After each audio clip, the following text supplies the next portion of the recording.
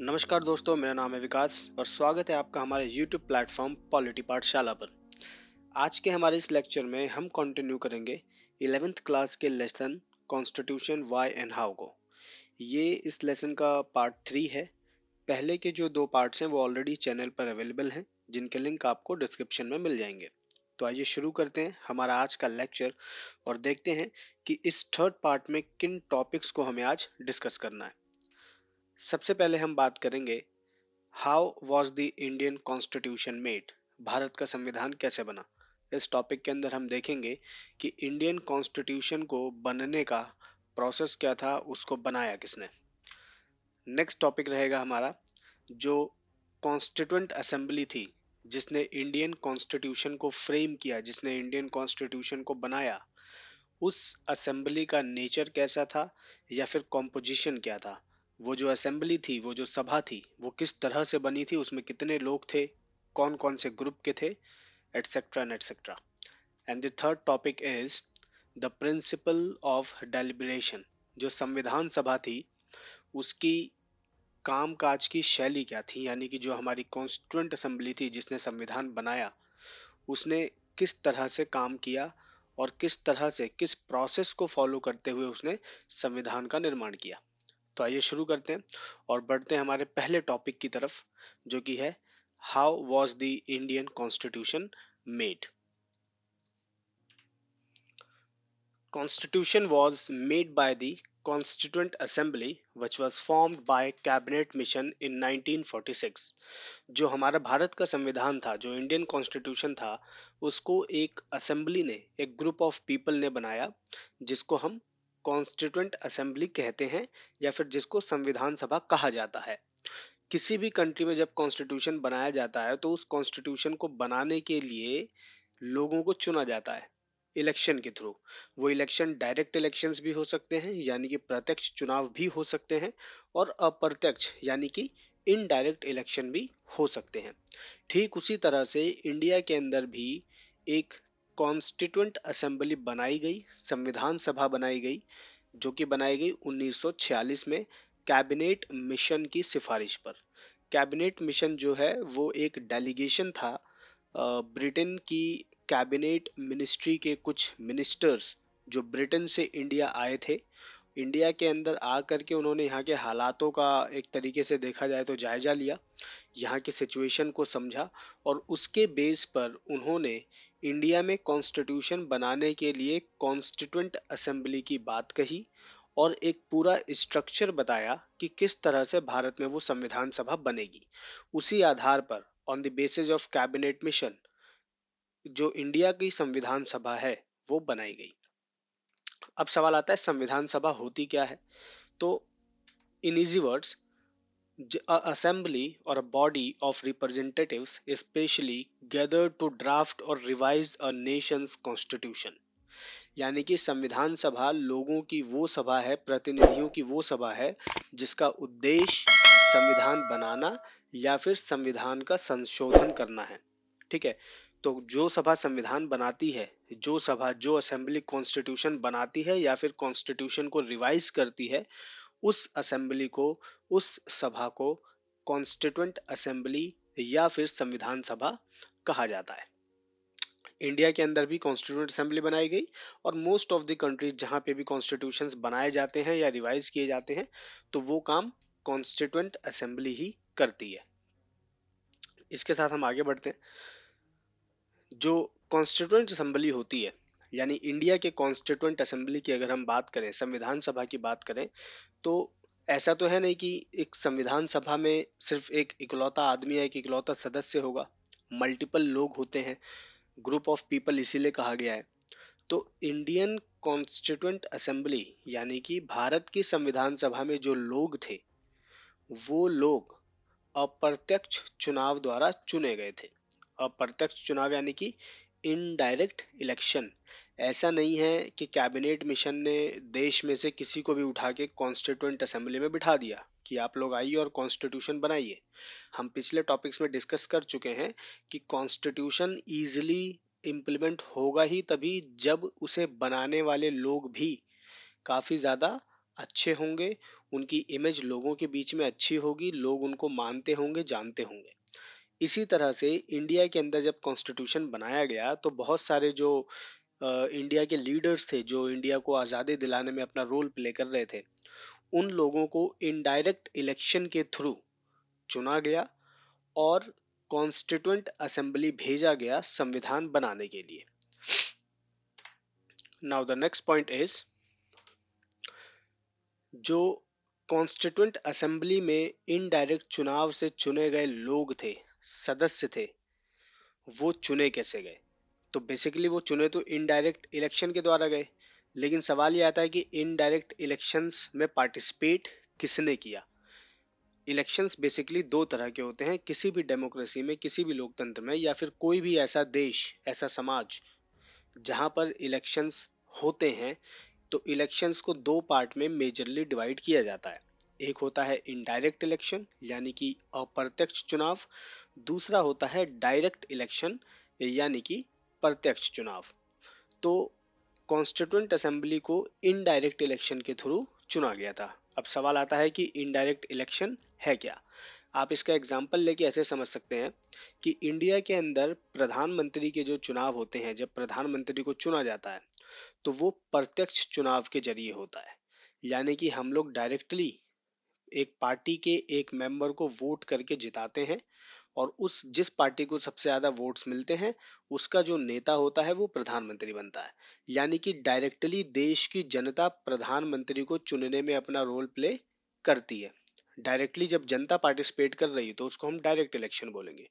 ठीक उसी तरह दूसरा एग्जाम्पल है प्रेसिडेंट का। देश के अंदर जो प्रेसिडेंट यानी कि राष्ट्रपति के जो चुनाव होते हैं, उन चुनावों में देश की जनता डायरेक्टली पार्टिसिपेट नहीं करती है, बल्कि देश की जनता ने जिन सांसदों को और जो एमएलएज वगैरह होते हैं उनको, जिनको हमने ऑलरेडी चुन रखा है, जिनको हमने ऑलरेडी इलेक्ट किया हुआ है इलेक्शन के थ्रू, वो लोग मिल करके राष्ट्रपति को चुनते हैं। तो उसको हम कहते हैं इनडायरेक्ट इलेक्शन। इसी तरह से संविधान सभा के सदस्यों को भी चुना गया था।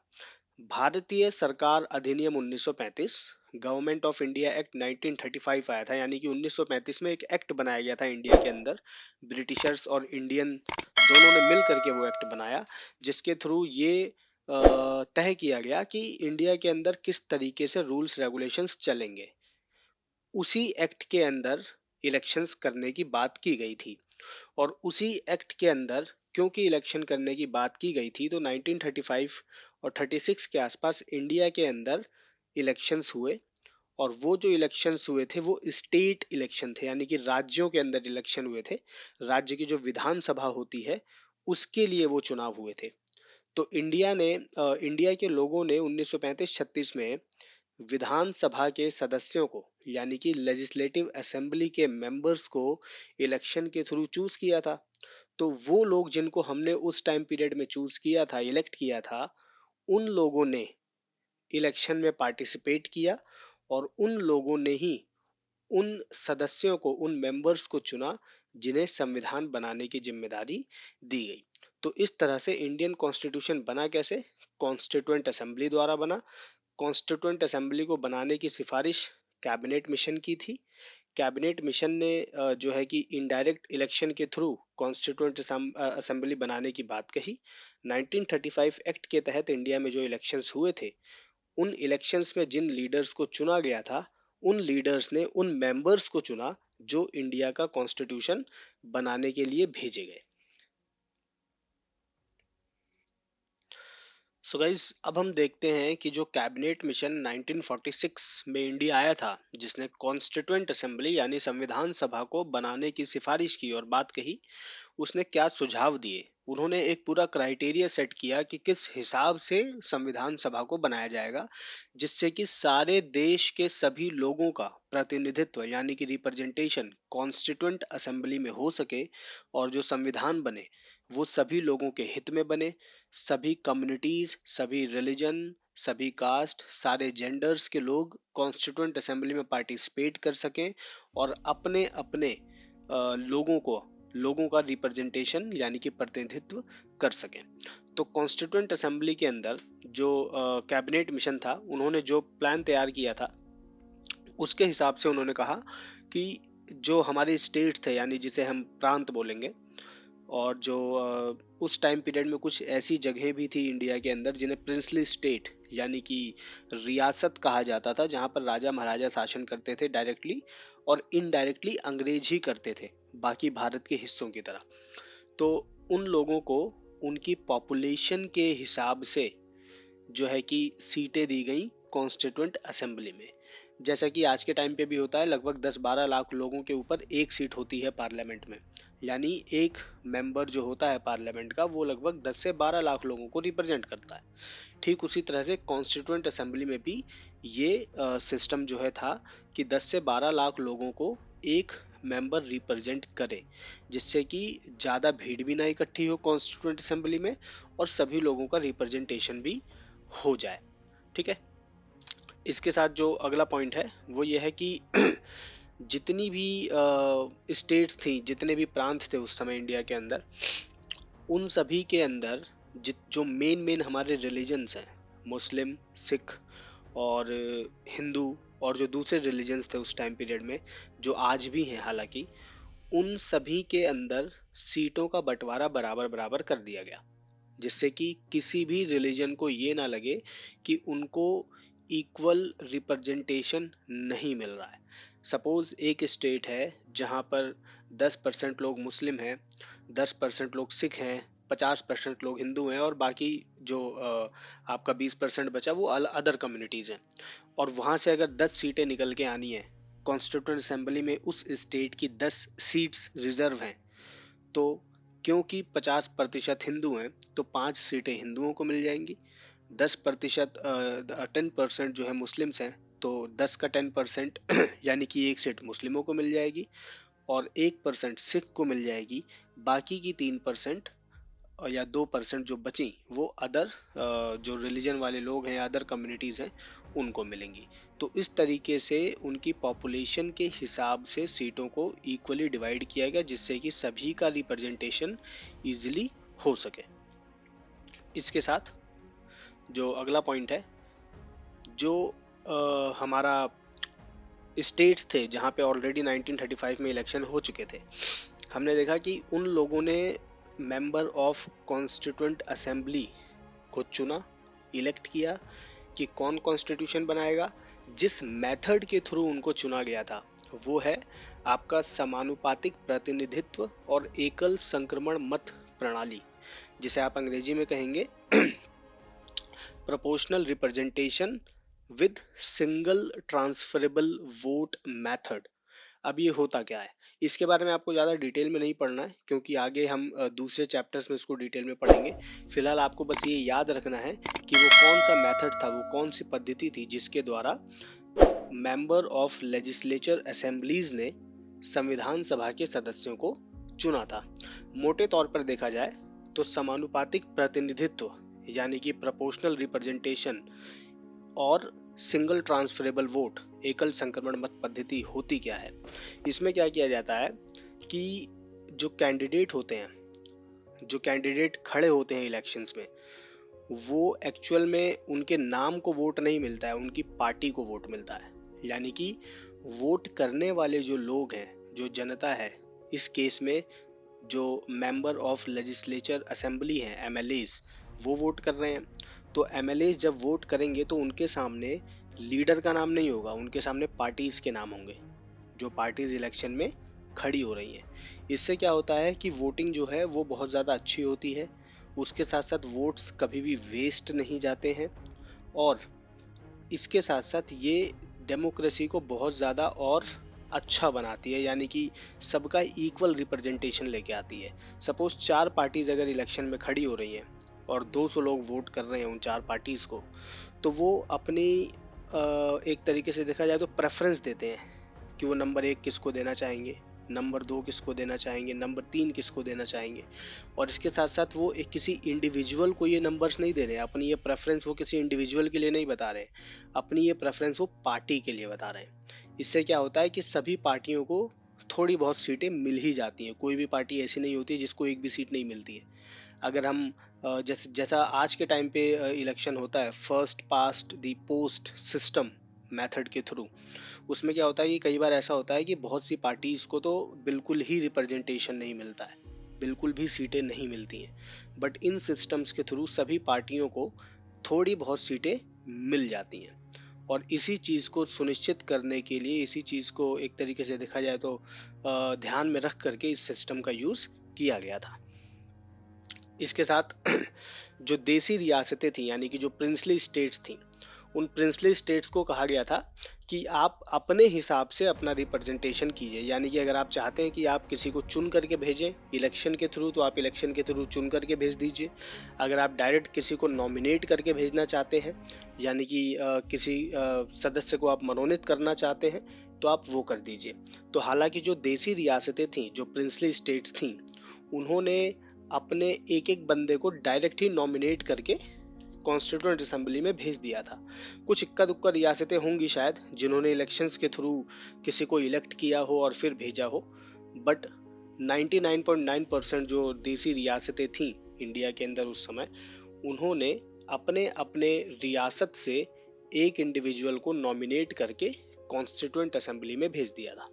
अब यहाँ पे जो देसी रियासतें थीं वो बहुत सारी थी।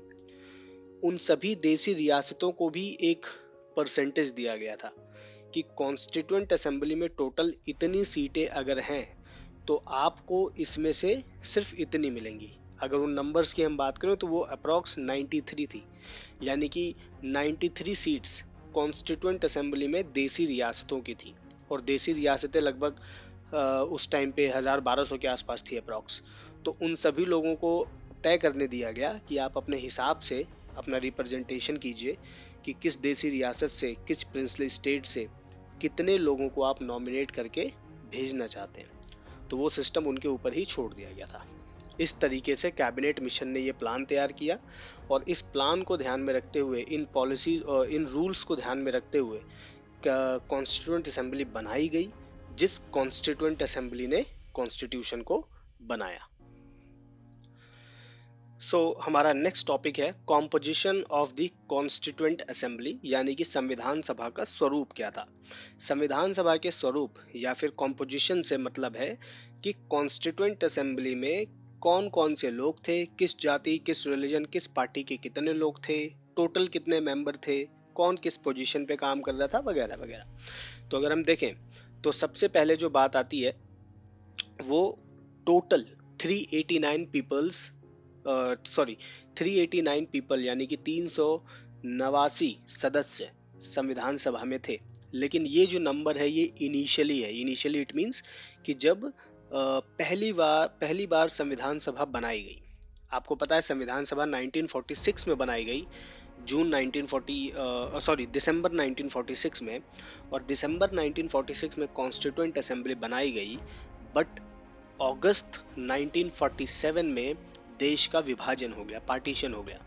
तो स्टार्टिंग में जो कॉन्स्टिट्यूएंट असेंबली बनाई गई थी उसके बहुत सारे मेंबर्स ऐसे भी थे जो पार्टीशन के बाद पाकिस्तान चले गए।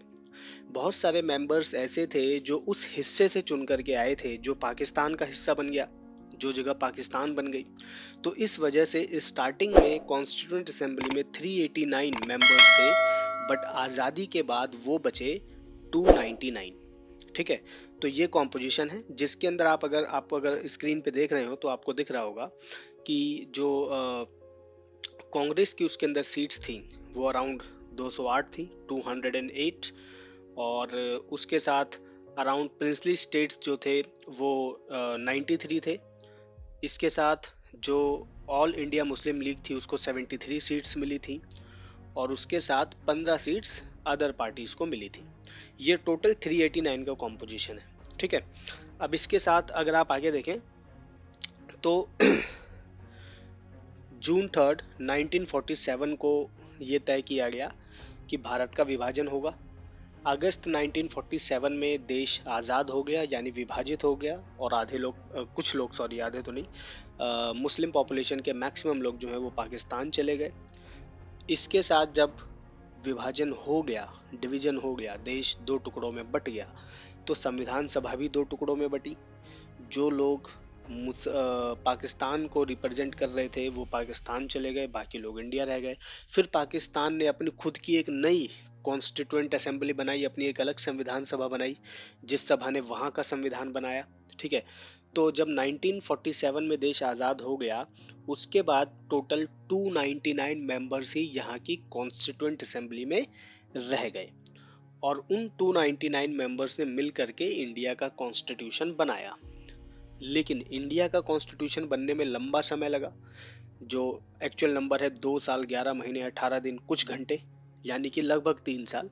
तो इन 3 सालों में यानी 1949 26 नवंबर को जब इंडियन कॉन्स्टिट्यूशन रेडी हुआ और उसके ऊपर सभी लोगों ने सिग्नेचर करके उसको इम्प्लीमेंट किया, तो उस टाइम पे देश के कॉन्स्टिट्यूएंट असेंबली में 284 मेंबर्स ही अवेलेबल थे, और उन्हीं 284 मेंबर्स के सिग्नेचर हमें कॉन्स्टिट्यूशन पे देखने को मिलते हैं। तो ये कुछ कॉम्पोजिशन है कॉन्स्टिट्यूशन के असेंबली का, या फिर कॉन्स्टिट्यूशन का आप कह सकते हैं। इसके साथ जब कॉन्स्टिट्यूएंट असेंबली बनी, तो उसके जो सबसे पहले प्रेसिडेंट बने, कॉन्स्टिट्यूएंट असेंबली यानी संविधान सभा संसद में लगाई जाती थी। जो हमारा पुराना संसद था, खैर अभी तो नया संसद बन गया है, जो पुराना वाला संसद भवन है हमारा, वहां पर ही संविधान सभा बैठती थी और वहीं पर भारत का संविधान बनाया गया। तो जो पहले प्रेसिडेंट बने थे, जो इस संविधान सभा को कॉन्स्टिट्यूएंट असेंबली को मॉडरेट कर रहे थे, एक तरीके से इसका पूरा रख रखाव और संभाल रहे थे इस सभा को, वो थे सच्चिदानंद सिन्हा। लेकिन ये परमानेंट नहीं थे, ये टेम्परेरी थे।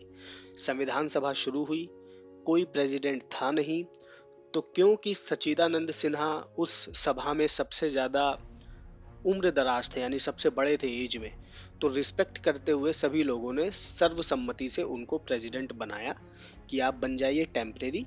और फिर बाद में संविधान सभा के लोगों ने इलेक्शन के थ्रू अपना एक परमानेंट प्रेसिडेंट चुना, जो कि थे डॉक्टर राजेंद्र प्रसाद। इसके साथ साथ जो वाइस प्रेसिडेंट थे वो थे HC मुखर्जी और VT। हालांकि ये दोनों बाद में पहले SC थे, फिर बाद में VT बने, चेंज हुए। और जो कॉन्स्टिट्यूशनल एडवाइजर थे कॉन्स्टिट्यूएंट असेंबली के, वो थे BN राव, जो कि एक उस टाइम पीरियड के बहुत बड़े एडवोकेट भी थे और एक बहुत बड़े इंटेलेक्चुअल थे। और chairman of the drafting committee जिसको आप बोलेंगे कि मोस्ट इम्पॉर्टेंट कमेटी थी कॉन्स्टिट्यूएंट असेंबली की। ठीक है।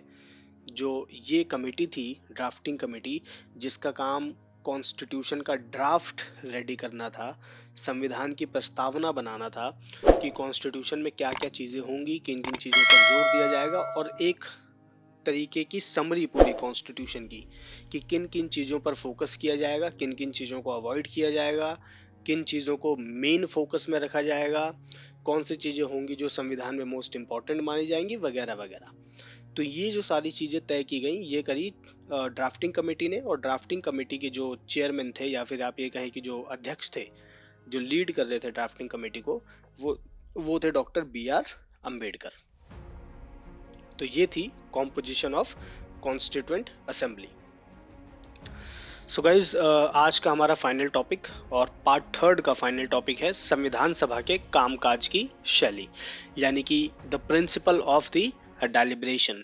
जो संविधान सभा थी उसका कामकाज करने का तरीका क्या था और वो किन प्रिंसिपल्स को फॉलो कर रही थी। तो क्योंकि हमने देखा कि कॉन्स्टिट्यूएंट असेंबली को डेमोक्रेटिक तरीके से, लोकतांत्रिक तरीके से बनाया गया, और इसीलिए बेसिकली जो संविधान सभा थी वो काम भी एक डेमोक्रेटिक तरीके से ही कर रही थी। लोकतांत्रिक नियमों को, लोकतांत्रिक सिद्धांतों को फॉलो करते हुए ही संविधान सभा काम कर रही थी, जिसके अंदर हम देखते हैं कि सभी लोगों का इक्वल रिप्रेजेंटेशन था। सभी अलग अलग जातियां, अलग अलग धर्म, अलग अलग लिंग और अलग अलग समुदाय, सभी लोगों के मेंबर्स कॉन्स्टिट्यूएंट असेंबली में थे, जिससे कि सभी लोगों का प्रतिनिधित्व यानी कि रिप्रेजेंटेशन हो सके। ऐसा ना हो कि संविधान सभा कुछ एलाइट ग्रुप के लोग या फिर बड़े समुदाय, ऊंचे दर्जे के लोग बना रहे हैं और वो अपनी चीज़ों को ही ध्यान में रखते हुए कॉन्स्टिट्यूएंट असेंबली में काम कर रहे हैं। क्योंकि अलग अलग वैरायटी के लोग थे वहाँ पे, अलग अलग समुदाय, रिलीजन, कास्ट, सभी लोगों को रिप्रेजेंट करने वाले लोग थे वहाँ पे, तो वो सबके बारे में सोच रहे थे। ये बहुत बेसिक प्रिंसिपल था कॉन्स्टिट्यूएंट असेंबली का, एक बहुत बेसिक शैली थी उनके काम करने की। इसके साथ अगर हम डिटेल में देखें तो क्योंकि सभी लोग सभी तरह के कम्युनिटीज़ के लोग वहाँ पर थे, इसीलिए हम कहते हैं कि overall representation of society constituent assembly में हमें देखने को मिलती है। संविधान सभा में समाज का समग्र प्रतिनिधित्व हो रहा था। समाज के हर व्यक्ति विशेष से संबंधित लोग वहाँ पर थे, और हर व्यक्ति का हर अलग अलग समुदाय और धर्म और जाति के लोगों का प्रतिनिधित्व करने वाले लोग संविधान सभा में मौजूद थे। इसके साथ संविधान सभा के जो सदस्य थे वो सिर्फ किसी एक पर्टिकुलर कम्युनिटी के लिए या ग्रुप ऑफ पीपल के लिए काम नहीं कर रहे थे। उनका जो काम करने का एक तरीके से देखा जाए तो ऑब्जेक्टिव था, वो था जनहित, ना कि स्वहित। स्वहित यानी कि वो पर्सनल इंटरेस्ट में कोई काम नहीं कर रहे थे, वो जनहित में काम कर रहे थे, यानी कि पब्लिक इंटरेस्ट में काम कर रहे थे। ठीक है। जो संविधान बनाया जा रहा था वो पूरे देश और देश की सभी जनता के लिए बनाया जा रहा था, ना कि कुछ लोगों के लिए बनाया जा रहा था। तो ये भी संविधान सभा के कामकाज की शैली का ही हिस्सा थी। और तो और कॉन्स्टिट्यूंट असेंबली में कुछ भी करने से पहले, किसी भी तरीके का रूल रेगुलेशन या फिर नियम बनाने से पहले सभी तरह के विचारों को या फिर सभी तरह के थॉट्स के ऊपर डिस्कशन होता था, डिबेट होती थी, और फिर बहुमत के आधार पर उस चीज को कॉन्स्टिट्यूशन में शामिल किया जाता था। इसके साथ जो कॉन्स्टिट्यूएंट असेंबली थी, हम देखेंगे कि उसके अंदर अब जाहिर सी बात है जो संविधान सभा है वो बहुत सारे लोगों को मिलकर के बनी है। हमने देखा कि फाइनल में 299 पीपल, 299 मेंबर्स कॉन्स्टिट्यूएंट असेंबली में रह गए आज़ादी के बाद। तो इतने सारे लोग जब मिल करके काम करेंगे तो आपस में मतभेद भी होंगे, आपस में किसी तरह का कोल्ड वॉर भी होगा, डिफरेंसेस होंगे लोगों के थॉट में, लोगों के आइडियाज़ में। तो वो जो थॉट्स में डिफरेंस था, जो आइडिया में डिफरेंस था, वो ऐसा नहीं है कि आपसी लड़ाई झगड़े की वजह से था कि दो मेंबर आपस में एक दूसरे को पसंद नहीं करते हैं तो उन्होंने ये तय कर लिया कि भैया ये जो चीज़ कहेगा मैं उसको अग्री नहीं करूंगा। ऐसा नहीं था। जो डिफरेंसेस थे वो थे सैद्धांतिक आधार पर, यानी कि लेजिटिमेट डिफरेंस था, और प्रिंसिपल के बेस पर था कि जो चीज़ सही है उसको सही कहा जाएगा, चाहे आपस में वो लोग एक दूसरे से नफरत ही क्यों ना करते हो। दो लीडर्स अगर आपस आपस में एक दूसरे को पसंद नहीं भी करते हैं, फिर भी अगर किसी एक लीडर ने कोई एक मुद्दा उठाया और वो सैद्धांतिक रूप से समाज के लिए सही है, तो दूसरा बंदा उसको सही ही कहेगा। इस तरीके के डिफरेंसेस थे, कोई आपसी कोई पर्सनल लड़ाई वहां पे नहीं थी।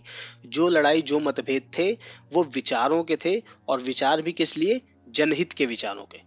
अगर कोई ऐसा मुद्दा उठा रहा है जो जनहित के लिए ठीक नहीं है, जनता के लिए ठीक नहीं है, मैक्सिमम लोगों को वो फायदा नहीं पहुंचाएगा, तो लोग उसके अगेंस्ट होते थे। कोई ऐसी चीज जो मैक्सिमम लोगों के लिए फायदेमंद है और मैक्सिमम लोगों के लिए अच्छा ही करेगी, तो उस चीज के लोग फेवर में भी रहते थे। इस तरीके के डिफरेंसेस थे। अब इन डिफरेंसेस की वजह से क्या होता था कि रूल्स रेगुलेशंस को बनने में, किसी भी एक बिल को पास होने में बहुत ज़्यादा टाइम लगता था। लेकिन इतने डिफरेंसेस होने के बावजूद भी कॉन्स्टिट्यूएंट असेंबली में एक ऐसा नियम था, एक ऐसा बिल था जो बिना किसी मतभेद, बिना किसी लड़ाई झगड़े और बहसबाजी के पास हो गया।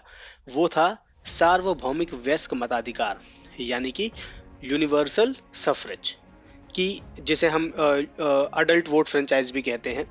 यानी कि हर वो व्यक्ति जो वयस्क है, जो अडल्ट है, देश के अंदर है, उसे वोट करने का अधिकार होगा, जिसकी एज लिमिट 21 रखी गई थी।